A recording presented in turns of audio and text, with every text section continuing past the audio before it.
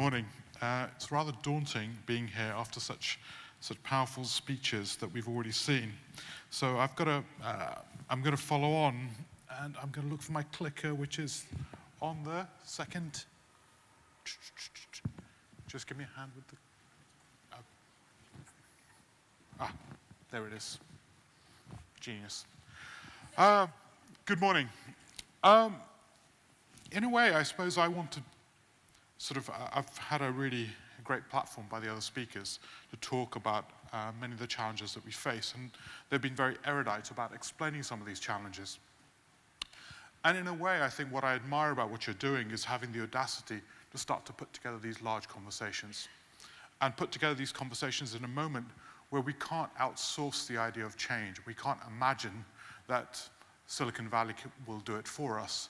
And actually, the audacity to even put the word state in your title, Open State, is quite audacious right now. In 2004 and 2005, there was a big empowered idea of how state could change. And increasingly, that's been resolved to, well, state can hardly do anything. And actually, we need to hand over everything to enterprise and businesses, and Silicon Valley will lead us to the future. And I suppose it's audacious that you're putting these words together. And I think it's important as well. And in a way, the question I want to raise is, what is the future of doing good? So the idea of good, and where does it come from, and how do we start to think about it into a 21st century context?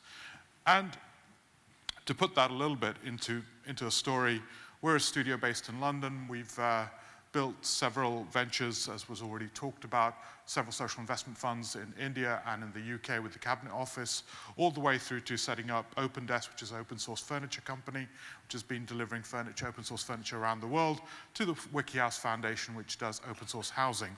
So we've built ventures as well as platforms, as well as social investment. And we've also been fortunate enough to be part of the Impact Hub movement, of which there are 92 hubs around the world, and we've been curating and holding 4 of them now in the UK. And some of this comes from a lot of our reflections on what's going on and what the challenges are. So I want to challenge the discourse of startups. It's just to put a little bit of spice in the room. In a way, some of the big challenges we face, whether it's poverty, actually the scales of poverty in the UK, which are rising quite seriously, all the way through to actually kind of young people and the kind of disimpoverishment we're seeing of young people in the UK as well, which is very serious. These are all classes of wicked challenges, wicked complex challenges, which no single tech solution can resolve. In fact, many of the tech solutions have been actually making them worse in some fashion or another. So if you look at the growth of inequality, it's been rising as our platform economy starts to get actually stronger. And the distribution of wealth, certainly within Western economies, has been falling apart. This is an example that I often use, but I think it's a very sort of pertinent example for me in terms of understanding the complexity of the problems that we're facing. And this kind of illusion of the single hero bullet, the single magic bullet that can solve these sort of problems. This is a car crash in India. India has the largest number of road deaths per mile than anywhere in the world. Unfortunately, a friend of a friend passed away on a road in India. When they passed away, he got a phone call in the US and said, well, what happened? They were lying on the road for 45 minutes and nobody helped them. He decided to leave his job in the US and started to move to India and said, well, he was going to do something about this. He turned up there and said, why did somebody not help? Was there a lack of empathy? No. The reason why people didn't help were people were afraid of the police. They didn't want to go near the car crash because they were likely to get taken in by the police. He went there. He actually built a very large public conversation, got a judicial review done, changed legislation in India, did quite a lot of work. Once he'd done that, he realized when he'd even done that, who was taking men and women to hospital? There's no national ambulance service. Went there and sort of discovered, well, it was the police men and women taking people to hospital. At this moment in time, he turned around and built a reward scheme recognizing young policemen and women who were saving lives. When they got to hospital, he realized because the doctors are incentivized on actually every transaction that they are paid for, that they deal with. Actually, people weren't being actually looked after. They were at the end of the queue. At this moment in time, he petitioned government. And now, in India, right now, as a result of that petition, every toll road, which is most of the roads being built, have automatic health insurance on it. The reason why I did that was the only way you could start to get doctors to start to deal with patients that were coming in without registration. Once he's got the toll road, ambulances turned up. Health insurance on toll roads, ambulances turned up. Doctors started to treat patients. Then the tech app came along, because now you could build a tech app on that stack. Now, the reason why I tell that story is that actually the nature of our problems are complex and multi-dependent. We set up a social investment fund. We thought, first round around, we said, yes, we're going to focus on public innovation. Social enterprises are going to solve it. And then what we very quickly figured out was social enterprises were a small part in a system of challenges. So if we're going to talk about change of wicked problems, how do we try to do systems? How do we look at the systems of challenges that we face? Second part of this problem, these are two women in Todmorden in the UK who basically turned around, and you're going to love this story because it's quite counterintuitive. These people turned around and started to plant carrots, cabbages, potatoes, onions into every spare piece of parkland or public land, even kind of roundabouts. Literally every spare piece of land.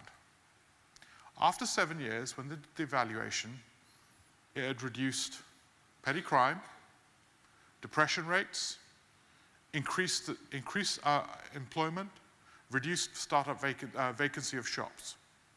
Now, which one of you amazing people would have thought, if you're going to solve the economic development issue, start planting carrots? No, you would have all said, God, we need a startup fund. That's going to solve our future. Well, it didn't. Actually, what these women were doing was building bridging social capital in a town. And getting everyone out, actually farming this food, was actually so powerful in building the relationships and the networks that were critical, that actually that was driving change and having massive impact. Now, the nice part of the story is, intuitively, you probably get that once I tell you the story, right? You kind of go, okay, I figured this out. Now, the really lovely part of the story is, we now have the capability to actually think about this and measure the data on this. And why that's important is once you can start to measure it, you may want to change your policy infrastructure to not build the startup fund. Very small parts of change and enterprises built through startup funding. Most of it is built through actually everyday activity. You may want to think about different modes of intervention. Carrots and cabbages. Now, we have the data, but we also have increasingly the financing architecture to think about this. Who here knows about social impact bonds? Right. Social impact bonds are interesting, genuinely interesting. And the reason why they're interesting is they take future costs held by the state and allow them to be capitally invested against. And that's very unusual, because the state typically doesn't account for future costs. It doesn't account for future reoffending rates. It doesn't talk about any of this sticky stuff. And that's a real powerful revolution. It's a kind of poem of the future, of allowing for change. I'll talk about that in a second. Now, when you start to take a systems approach, you start to realize the kind of convenient problem-solution narratives that we've been locked into, and the discourse that we've been locked into, which is effectively a Newtonian Enlightenment product, right? So since the Newtonian Enlightenment, we've been thinking about the world, and most of the West, which I'm part of, has always thought about the object. So there's a really nice piece of ethnographic work that was done, where if you take a child from the West and you say, describe me this painting, they typically describe you the object. And you have to ask them again, and then they will describe you the context. If you take the same painting into an Eastern context, the children will describe you the context, and then describe you the object last. Now, why I say that is increasingly one of the big shifts that we're seeing, as Mark was pointing out, was actually we're starting to recognize our interdependency. The illusion of living in silos The illusion of being able to say science and art, or one industry from another, is just that. The financial global crisis taught us actually the illusion of Brexit and sovereignty. You know, in the UK, we have a big conversation about we want to get control of our borders. And it's an illusion. The climate change issue is not going to have borders. Actually, the scale of global poverty is not going to have these sort of border discourses. Trumpism is also an illusion in that same sense, because it's built around misunderstanding the world. We're trying to hold on to an idea that we can silo protect ourselves. These diagrams up here are about they're a brilliant piece of work done by the Academy of System Change in the US, in MIT. They looked at the decline of fish stock. So typically, you would have a very simple model, decline of fish stock, let's do something about it. These people turned around for 2 years, worked in a town to map all the issues related to it, how they were interlinked, causal loop diagrams. If you look at a pathway for most medicines, actually you'll start to see there's no single pathways, multiple points of intervention. Similarly, for the decline of fish stock, it went all the way to gang violence. Who would have thought that? The erosion of trust that was happening as a result of gang violence was actually changing the nature of culture of how people were overfishing. I show you this because, one, this was done with citizens. This wasn't some McKinsey-esque top-end consultant that walked in and said, I have a godlike view of the world and I know how to do it. And I can tell you what the solution is. This was done with citizens, and the state was a very small actor in this story. It's actually on the top right. And what you start to realize is in a systems world, what you need to do is build movements of change. Multiple actors working together to deal with complex challenges. The illusion of the single point is just that, and a convenient illusion that has given us a fantastic 300 years of growth because it allowed us to deal with an infinite world. As we increasingly start to see our interdependence, which is what the last 30 years has been about, we need a different model of behavior and different model of organizing. And this goes all the way down to the reality of how we budget. Now, I could talk about this at a high level. Let's bring it down to reality. I'll give you an example. We were looking at energy poverty issues in the UK and looking at some housing stock. And some housing stock, people were living at 13 degrees centigrade. A social housing landlord wanted to invest in that housing. Said, we'll invest on the basis that we will actually more likely get our rent back. Because actually it's how social housing. Said, okay. They invested their money. People went from living at 13 degrees to 19 degrees to 20 degrees centigrade. They didn't actually have any more money. Where were the savings? In the health budgets. Pneumonia cases, children going to school. Was the health service able to actually have a contractual agreement to invest in housing to reduce their future costs? No. Because government budgets aren't allocated that way and structured that way. This is the challenge we face unless we can start to talk about system balance sheets and system liabilities. We cannot move forward into the paradigm that Mark is talking about. And this is a practical reality. This is not jokes. We all know this. We know these costs are interlinked, but we aren't building the accounting infrastructure, all that boring stuff. We aren't building the leadership models to allow for that sort of change, because we're too often protecting our own departments. I'm the health service, I've got my budget, and I've got to spend it on health. Not looking at future costs or future liabilities. So when we talk about the system modality, this is why open state is super important, we have to start to talk about a different way. The dark matter of our institutional infrastructure is fantastically up for renewal. And this is a once in a 300-year cycle. If we don't do it, I guarantee you the visions that we've been talking about aren't ours.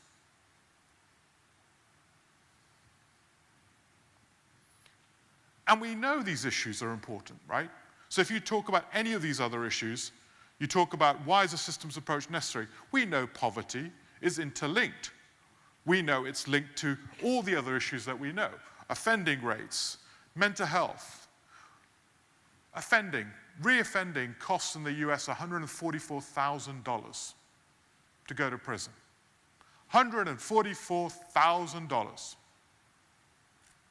I was fortunate enough to sit with the governor of a prison. He said at the age of 7,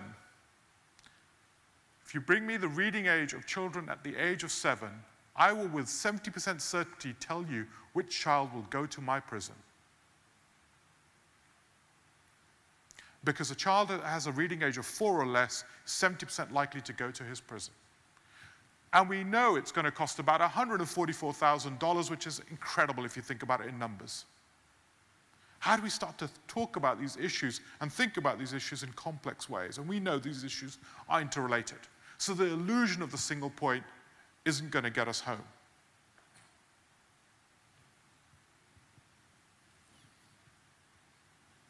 And it requires us to think about it at multiple levels. At the level of the individual, level of the system around it, and level of society.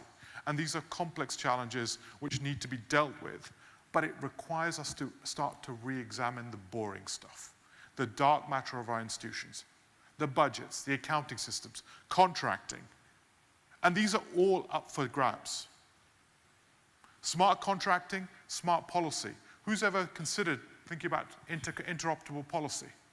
I was fortunate enough to be at the Better Places launch in Sydney. Better Places, which is a kind of effectively a built environment document that's been launched in New South Wales. Fascinating, though, that it was still a paper document and it wasn't linked. It wasn't linked to other departmental budgets. It wasn't linked policy. Yet we know smart contracting is already opening up this opportunity. So if we want to talk about a different future, we're going to have to reinvent our infrastructure. It's no longer sufficient to imagine this will be somebody else and we can conveniently copy CABE documents and imagine they're going to take us to the future. They're not. Number 2, treatment and prevention. Everyone I ever talk to says, we all know treatment's better. Prevention's better and treatment is what we do. Why? Why is most of our investment focused on treatment as opposed to prevention? And the reason is largely because the state doesn't have the accounting infrastructure. States do not account for future costs on their balance sheets. That is a political decision. So the next 10 years' worth of offending costs are not calculated. Next 10 years' worth of actually failure in educational outcomes is not calculated. Next 10 years' worth of obesity costs are not calculated. That means actually prevention is very difficult to invest in. Yet, this was a piece of work that was done in Chicago called $1 Million Blocks. They were looking at urban blocks that would cost the state $1 million in reoffending rates. Urban geographies looking at actually the spend of $1 million on every urban block. Now imagine if you did a piece of mapping exercise looking at all your public spend into every geography, every neighborhood, and looked at actually your social costs that were mapped there. Then imagine what your last 10 years worth of sticky costs were. And then imagine you were going to invest to mitigate those, to actually build a preventative investment economy. That world is what we're at the beginning of. That is what social impact bonds have been starting to do. So when everyone tells you they're about innovation, they're not. They're not about the innovation of the thing. They're an accounting infrastructure innovation. And that's why they're a piece of magic, because they're a piece of boring accounting infrastructure. But they fundamentally change this relationship between treatment and prevention. And that is a piece of magic, if you think about it. So we are, if we want to talk about this systems worldview and this preventative to treatment, moving from treatment to prevention, that has massive implications. You recently built a major hospital, right? So we're working with one partner who was looking at actually building a hospital, about £250 million worth of investment. And one of the big conversations they did was they turned around and said, we're not going to ask you for numbers of beds. We're going to say, we want you to treat this much demand or deal with this much demand. This allowed the company in charge to turn around and said, we're going to spend 80% of our budget on treatment, but 20%, about 50 million, will be set aside for prevention, because we think we can reduce the demand by actually doing preventative investment.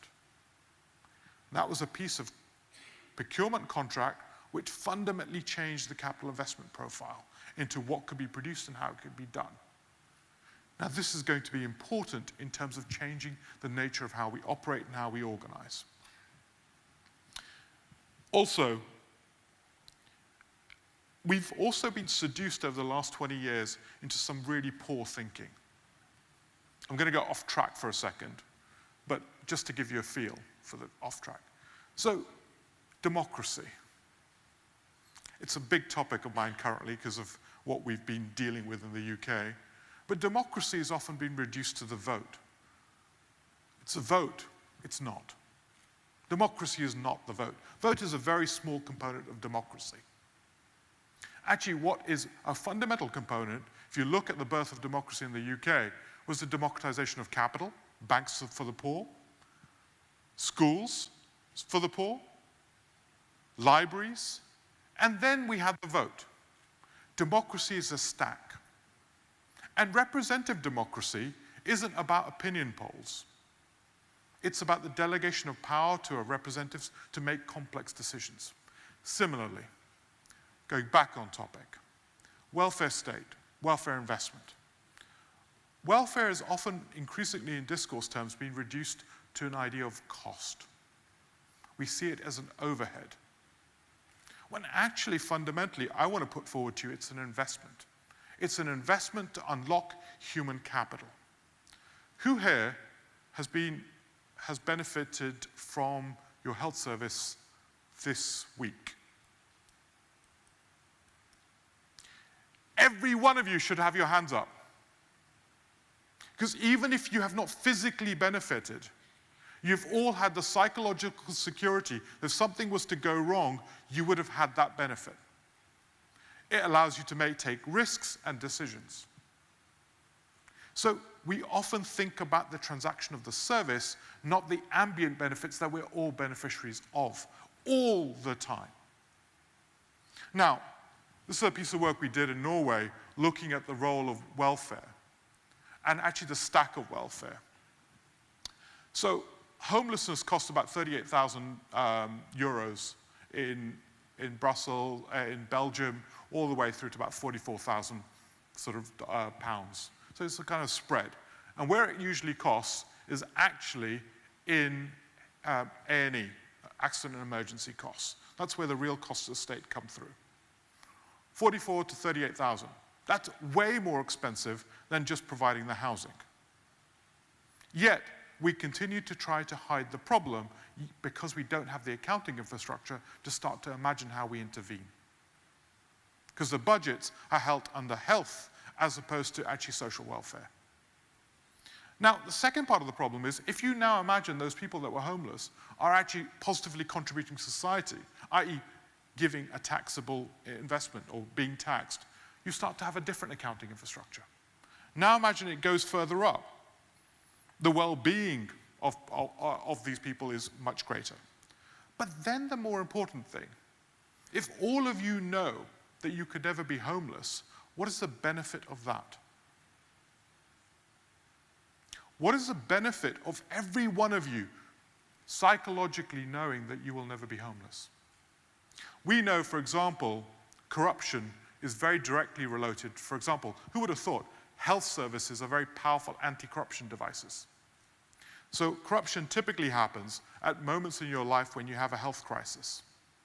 That's when you're most vulnerable to actually corruptive behaviors, you or your family. So national health services are very powerful investments in destroying the infrastructure of corruption. Who would have thought that? If we want to think about welfare in the 21st century, we're going to have to take a systems worldview. And we're going to have to start to have a different, mature discourse between ourselves around the role of welfare, not as a cost, but as a fundamental investment in releasing human capital. And that requires a different maturity of politics and the discourse that we've been currently dealing with. I've already spoken a little bit about this, which is about, if we want to talk about procurement, this is part of the dark matter conversation. We want to talk about, how do you procure? Do you buy activities, number of hospital beds, or do you buy outcomes? What does that do in terms of changing the nature of innovation and how it's driven, the intervention itself? I'm going to start speeding up a little bit because I recognize the timer is now flowing rapidly. Second part of the third issue I want to talk about is this idea of kind of the startups to a better world versus kind of systems change. I want to propose to you that it's not about term sheets and a single founder who stands in front of you as a hero saying, I'm going to make a tech revolution. I'm going to talk to you about it's effectively a better city. Cities are increasingly talked about as a powerful frame. It's about changing the system. It's about smart contracting. It's going to be about system funding, system financing, as opposed to startup financing. It's going to have business engines and system innovation and collaborative founders. 20 different, actually, organizations working together to drive change, not one. Because that's actually, as Rich was rightly saying, the complexity of the problems we're dealing with is going to require a different type of organizing and a different type of leadership behind it, and different type of funding models. This is a piece of work that we did, Impact Hub Birmingham, which we set up in Birmingham, UK. What was fascinating was we crowdfunded it. We didn't crowdfund it entirely for the money. We crowdfunded it because we wanted to crowdfund towards an epic Birmingham. This is a platform for making Birmingham better. Citizens, over Christmas, invested £68,000 into it. And here, we're talking about setting up a system finance fund. We're talking about actually a legitimate space. This is why we citizen financed it. Actually, a new model of legitimacy, of how we make ourselves accountable. And then movements of change. We're more and more talking about movements for change, which include institutions, as well as citizens, as well as state. This requires a different form of leadership. In terms of educational outcome, we know the state cannot drive change. There are 50 to 100 different actors involved in educational outcomes. Prenatal nutrition, postnatal nutrition, the housing children live in, breakfast clubs, all this stuff, ignoring even the school. All these factors come together to drive educational attainment. If you want to talk about change, you have to build the movements of change, and these involve citizens, as well as other institutions. So how do we build these movements? What does the leadership model look like? How do you drive change? How do you talk about these sort of different town halls? I'll share the slide, so I'm going to flip through this stuff. But increasingly, we focus on open inquiries. We talk about actually open discussion. It isn't about telling people the truth. It is about creating the space for open inquiry. It isn't about saying, I know it. It's about saying, how do we all learn more?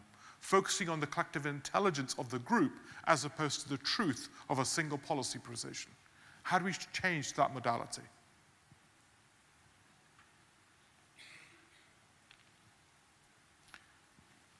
And it also goes to funding. I'm going to quickly do this, and I know I'm close to running out of time. Social investment, a lot is made of it, and rightly so. It's a kind of a dream into the future. But let's also keep this into truth, right? We buy $26 billion of bubble gum in the world. The total humanitarian aid budget is $24 billion. It's less than our bubblegum buy. We buy £1 billion worth of ice cream in the UK. The biggest social investment fund in the world, as far as I know, Big Society Capital, is 400 million. It's 0.4 of our ice cream buy. The total welfare budget in the UK is 400 billion a year. 400 billion a year. Biggest social investment fund, 400 million. Social enterprise and social enterprise is a very small part. The challenge we face is to talk about systems and system financing which integrates this story. Every capital must be allocated to good. There is no differentiation anymore. You can't hide your evil little actions. It's becoming more and more visible. So the notion of actually good capital increasingly needs to become a universal one. And the real budgets state has is its procurement budget. The 400 billion is its real power play. Not a social investment fund of 20 million. How do we start to shift this? This becomes a really important story.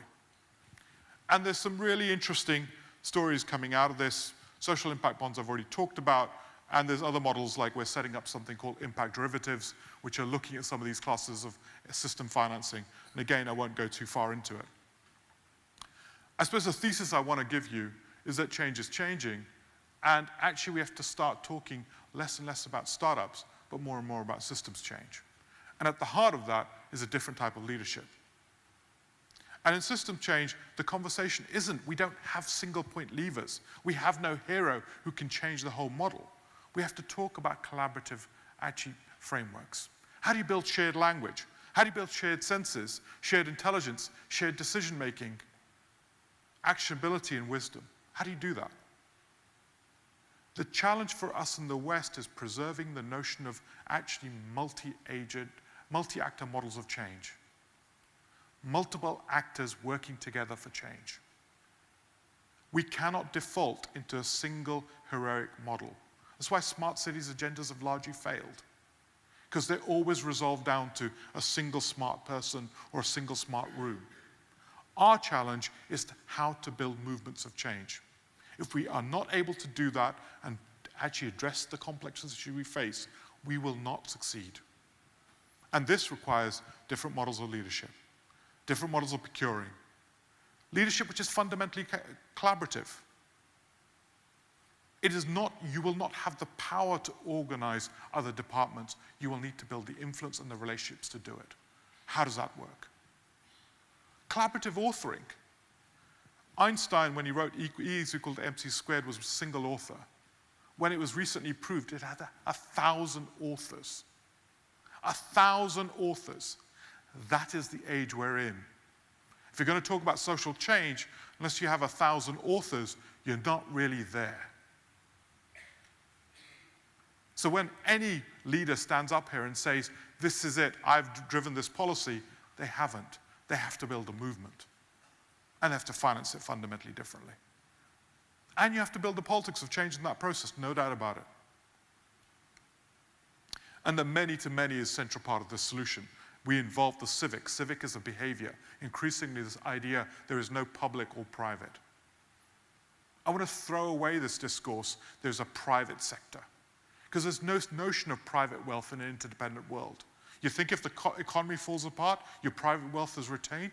No, it isn't. Even McKinsey's are now saying at least 30 to 40% of your balance sheet is linked to societal wealth. We have to get rid of these false distinctions, these paradigms of silos, and talk about our interdependency.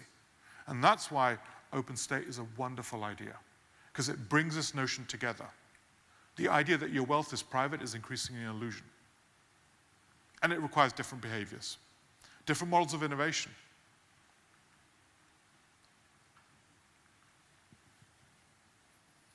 And in a way, that's what I want to ask you. In this future of doing good, philanthropy won't take us there. Neither will social investment. I think we have to talk about actually genuinely all of us working together. And this illusion of public and private is just that. It's past its time. And it requires us to drive change, which is fundamental. But this is boring change. It isn't about somebody standing up here and showing you a cool product. It's the boring stuff. How you account for stuff. How do you build system balance sheets, system liabilities? How do you contract into the future? How do you understand risk, not only from your corporate perspective, but from a system perspective? when we as a civilization, I would say, in the West, kind of from the 15th century onwards, built a notion, we built it because we actually built double sort of accounting models. We're going to have to go back and be boring and not get seduced by the cool tech. You want to solve the cool tech? Build the boring stuff. And if Adelaide wants to lead this conversation, I think the challenge is to build the boring stuff. And to build that boring stuff for a systems worldview, which doesn't allow for this false distinction between public and private, but actually fundamentally starts to re-understand the future we need to bring together, as Mark so eloquently erudited. I think this is our challenge. There is no one left out in this future of doing good. No one can walk away. You can't save yourselves from climate change. You can't save yourselves from a global financial crash. In that future, how do we work together? That's our real challenge. And building the institutional infrastructure for us to work together is our real fundamental challenge. With that, I thank you.